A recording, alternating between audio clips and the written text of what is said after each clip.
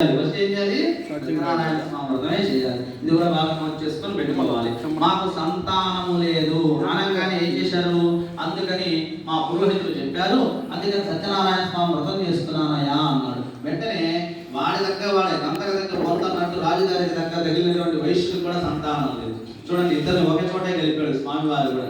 వెంటనే వీడు కూడా అన్నాడు, ఏమని?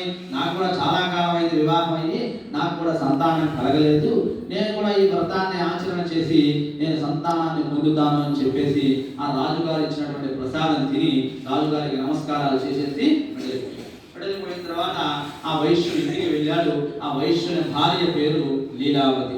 లీలావతి మార్గమధ్యంలోని ఇలా వస్తూ ఉంటే రాజుగారు భార్య సంతానం కోసంగా సత్యనారాయణ స్వామి వ్రతం చేస్తున్నారట. సరే, మనం కూడా ఇప్పటి వరకు అవి ఇవి చేసి ఉన్నాం కదా, ఈసారి మాత్రం ఆ స్వామి సంతానం ఇస్తే వ్రతం చేద్దాము అన్నాడు. చూడండి, అక్కడేమన్నాడు ఆ రాజుగారు? మా పురోహితులు చెప్పారు, సంతానం కోసంగా నువ్వు ఈ వ్రతం చెయ్యి, నీకు సంతానం కలుగుతుంది అన్నాడు. వాళ్ళు ఏమడుగుతున్నారు? వ్రతం చేసి సంతానం అడుగుతున్నారు. ఈయనేమంటున్నాడు? సంతానం ఇస్తే వ్రతం చేస్తాను. ఇద్దరు భక్తుల్లో ఎంత తేడా ఉంది చూడండి. ఒకడు ఇవ్వమని అడుగుతున్నాడు, ఇంకొకడు ఇస్తేనే చేస్తాను అంటున్నాడు. ఎంత గొప్పగా ఉంది. అట్లానే ఆయనకు కుమారుడు పుట్టాడు. ఎవరికి? రాజుగారికి. ఈయన కూతురు పుట్టింది. అట్లానే చూడండి ఎట్లా వస్తాయి, చూడండి ఎట్లా అన్నాలో వచ్చినాయి. సరే, అడిగాడు. వెంటనే స్వామి వారు కూడా చేస్తా అన్నాడు కదా అని చెప్పేసి భర్తతో దుఃఖించి 10వ మాసంలో ఒక మంచి శుభ దినం కూడా ఒక ఆడపిల్లకు జన్మనిచ్చింది ఈ వైశ్యుడు. అలాగే ఆ నామకరణం అంతా కూడా ఏర్పాటు చేసుకున్నారు. 10 మందిని అందరినీ కూడా పిలిచారు. పిలిచిన తర్వాత ఆ అమ్మాయిని చూసి ముఖవర్చస్సు చూసి ఆ పురోహితుడు మంచి పేరు కూడా పెట్టాడు. ఆ అమ్మాయి ఎలా ఉందయా అంటే శుక్లపక్షంలో చంద్రుడి వలె రోజు దినదిన ప్రవర్ధమానంగా మంచి కళాకాంతులతో ఉండడం చేత కళావతి అని నామకరణం చేశాడు. తల్లి పేరు లీలావతి, కుమార్తె పేరు మ్యాచింగ్ గానే పెట్టాడు అప్పట్లో కూడా. చూడండి, లీలావతి కళావతి అలా కూడా పెట్టారు. అలా నడుస్తూ ఉన్నది. తర్వాత భార్య గుర్తు చేసింది, ఏమయ్యా మనం ఆ స్వామిని సంతానం ఇస్తే వ్రతం చేద్దాం అన్నాం కదా, మన చక్కగా ఆడపిల్ల పుట్టింది, బ్రహ్మాండంగా అందరూ కూడా వచ్చారు, మనకి చాలా కాలమైంది వివాహం అయ్యి, ఇప్పటికి ఒక మంచి మన ఇంట్లో సంతానం కలిగింది, ఈ రోజులోని బంధువులందరూ కూడా వచ్చి ఉన్నారు, ఇప్పుడే వ్రతం చేద్దామయ్యా అని అనగానే ఆ వైశ్యుడు అన్నాడు, మనకు పుట్టింది అబ్బాయి కాదు, ఎవరు? మనుషులు ఎంత నీచంగా ఆలోచన చేస్తారు అంటే దీనికి ఇదే ప్రత్యక్ష ఉదాహరణ. ఏమిటి? సంతానం అంటే అర్థం ఏమిటి? దాని పరిపూర్ణ అర్థం ఏమిటో తెలుసా? ఆడ మగ విడివిడి కాదు, ఎవరైనా సంతానమే. మీ సంతానం ఎవరంటే ఆ పురుషులండి, వీళ్ళు మా వాళ్ళు కాదు, స్త్రీలను పక్కన పెడతారా, మా అమ్మాయిని పరిచయం చేస్తారా? అర్థమైందా? సంతానం అంటే స్త్రీలైనా పురుషులైనా సంతానం అనే పదంలో ఇద్దరు ఉన్నారు. అసలు ఉండేదే ఇద్దరు. ఎవరు? పుడితే ఎవరు పుట్టాలి? ఆడ మగ. అసలు పుట్టాల్సింది ఎవరి వల్ల? వీళ్ళిద్దరి వల్లే. వీళ్ళిద్దరిలో మళ్ళా ఉన్నది విభిన్న భేదాలు ఏంటి నాకు అర్థం కాదు. ఇద్దరు కలిస్తేనే ఇద్దరిలో ఎవరో ఒకరు పుడతారని చెప్పినప్పుడు మళ్ళా ఆ ఇద్దరిలో కూడా వీళ్ళు ప్రాముఖ్యం కాదు, వీళ్ళు ప్రాముఖ్యం అంటే మొదట కలిసిన ఇద్దరి వల్ల కూడా ప్రాముఖ్యం కానంటేగా, అంటే తల్లిదండ్రులు కూడా ప్రాముఖ్యం కానంటేగా. ఇది ఆలోచన చేయకుండా ఈ రాజుగారు ఈ వైశ్యుడు కూడా అదే చేశాడు. ఏం చేశాడు? మనకు పుట్టింది అబ్బాయి కాదు అమ్మాయి అన్నాడు.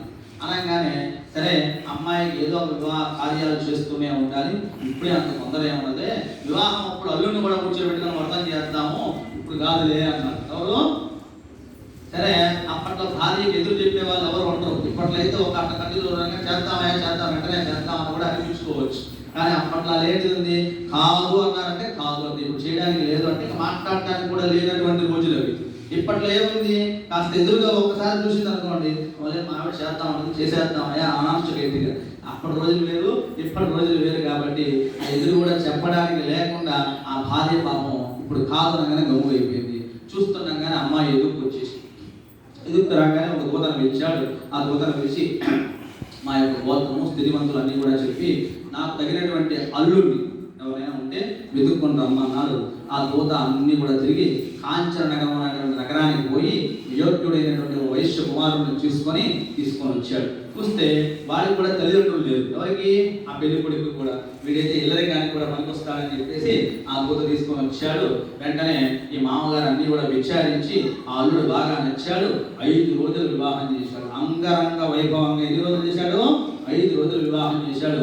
ఈ 5 రోజుల్లో కూడా భార్య మర్చిపోయింది, భర్త మర్చిపోయాడు, అమ్మాయికి ఏమో వ్రతం సంగతి తెలియదు. ఈ పెళ్లి హడావుల్లో బ్రహ్మాండంగా మునిగి తేలుతూ ఉన్నారు. వ్రతం సంగతే పూర్తిగా మర్చిపోయారు. అందుకని చూడండి, ఫస్ట్ మనం నేర్చుకోవాల్సింది ఏంటంటే ఎప్పటి పని అప్పుడే చేయడం. అది చేయకపోతే వాళ్ళ వృద్ధికి వాళ్ళే నాశనం చేసుకున్నారు.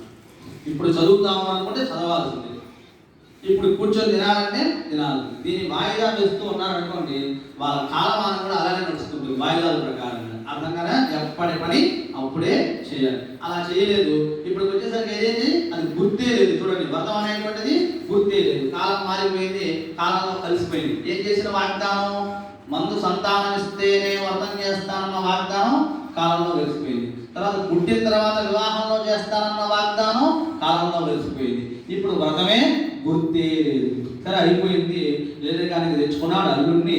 వెంటనే మామగారు అంటున్నారు, ఓయ్ అల్లుడా, ఇక నాకు కొడుకువైనా అల్లుడువైనా నీవేనయ్యా, ఇంటి దగ్గరే ఉండి ఏం చేస్తావు, నాతో పాటు కూడా రా, చక్కగా వ్యాపారాన్ని అంతా కూడా నీకు పట్టిస్తా, వ్యాపారంలో ఉన్నటువంటి మెలకువలన్నీ కూడా నీకు నేర్పిస్తానని చెప్పేసి పెళ్ళైన వారం రోజులకే ఎవరిని అల్లుడిని తీసుకొని వ్యాపారానికి పోయాడు. ఇప్పుడు సంవత్సరం రోజులు కనపడరు కొత్త జంట, కానీ అప్పట్లో వారానికే వెళ్ళిపోయాడు అల్లుడు. సరే ఏం చేస్తాడని చెప్పేసి పోతూ ఏం చేశారు, ఒక మూట ఇచ్చిపోయారు. ఈ మూటతో కళావతి, లీలావతి, దీంట్లో ధనం ఉన్నది, మీకు ఏం కావాలో అవి చూసుకుంటూ ఉండండి, మేము వ్యాపారానికి పోతున్నామని చెప్పేసి వజ్ర వైఢూర్య మనకథ మాణిక్యాలన్నీ మూటలుగా పోసి అమ్ముతూ ఉంటారు. అది వాళ్ళ వ్యాపారం. అవన్నీ మూటలు కట్టుకొని ఒక ఊరికి బయలుదేరారు. ఆ ఊరి పేరే రత్నసానుపురము అనేటువంటి పురానికి వెళ్ళారు. వెంటనే స్వామివారు కోపించిన వాడి అప్పుడు ఆయన శాపగ్రస్తం. గుర్తుపెట్టుకోండి, దేవతలు శాపాలు ఇవ్వాల్సిన ప్రత్యేకంగా పని లేదు. అర్థమైందే?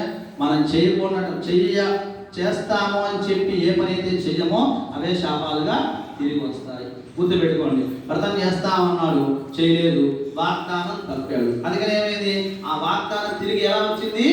శాపంగానే వచ్చింది. కానీ కల్పంలో ఎలా రాశారో తెలుసా? స్వామివారు శపించారు వీళ్ళని. ఏ విధంగా? వీరికి దారుణమైన కఠినమైన దుఃఖములు కలుగుగాక. ఆ శాప అర్థం ఇదే, అందుకంటే ఏం లేదు. వెంటనే వీరు వ్యాపారానికి బయలుదేరారు. ఆ వ్యాపారానికి చాలా దూరం ప్రయాణం చేసి ఆ మూటలన్నీ కూడా దించుకొని రేపు ఉదయం వ్యాపారం ప్రారంభించాలని చెప్పేసి ఆ తెచ్చుకున్నది ఏదో తిని ఆ మూటల్ని తలగడగా చేసుకొని నిద్రపోతూ ఉన్నారు.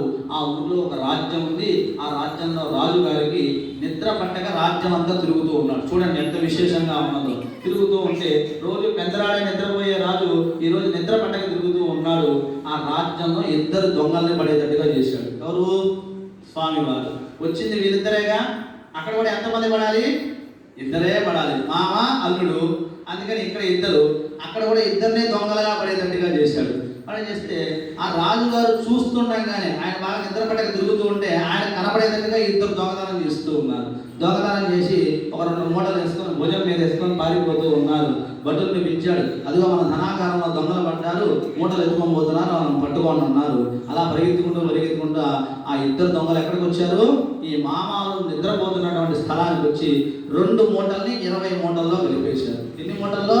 వాళ్ళకి 20 ఉన్నాయి, వీళ్ళు తీసుకొచ్చి దీన్ని 2 ఎత్తుకెళ్ళి దేంట్లో వేశారు? 20 మూటలు.